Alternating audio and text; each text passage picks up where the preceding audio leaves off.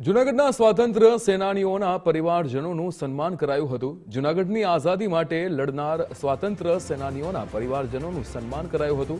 સ્વાતંત્ર્ય સેનાનીઓના પરિવારજનોને સન્માનપત્ર પણ આપવામાં આવ્યા હતા। સીએમ ભૂપેન્દ્રભાઈ પટેલે સ્વાતંત્ર્ય સેનાનીઓને યાદ કરીને સન્માન કર્યું હતું।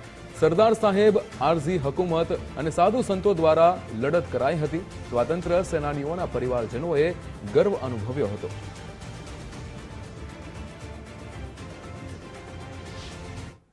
આરજી હકુમતના ગુપ્તચર કમાન્ડર દુર્લભજીભાઈ નાગરેજાનો સંતાન છું, એમનો પુત્ર છું। જૂનાગઢ માટે આજનો દિવસ ખૂબ મહત્વનો છે। 9મી નવેમ્બરનો આજનો દિવસ જૂનાગઢની આઝાદીનો દિવસ છે। જૂનાગઢને આઝાદી અપાવવામાં મારા ફાધર દુર્લભજીભાઈ નાગરેજા, માતોશ્રી વિજયાલક્ષ્મીબેન નાગરેજા તેમજ અનેક આરજી હકુમતના સેનાનીઓએ મહત્વનું યોગદાન અપાવી અને આ જૂનાગઢને આઝાદી અપાવી છે।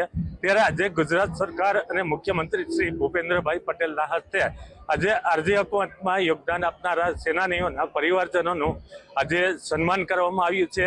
તે અમારા માટે ગૌરવશીલ બાબત છે અને હું આ તકે રજની પુરોહિત વિનુભાઈ રાણાની દત્તક દીકરી અને એમનો આરજી હકુમતનો જે સંસ્મરણો છે એમણે મારી સાથે ખૂબ ચર્ચા કરેલી। એમનો જે યોગદાન છે, બલિદાન છે, એવા સ્વાતંત્ર્ય સેનાનીઓ, આરજી હકુમતના સેનાનીઓ આજે જેમના સહયોગથી આપણે જૂનાગઢને સ્વતંત્ર જોઈ શકીએ છીએ।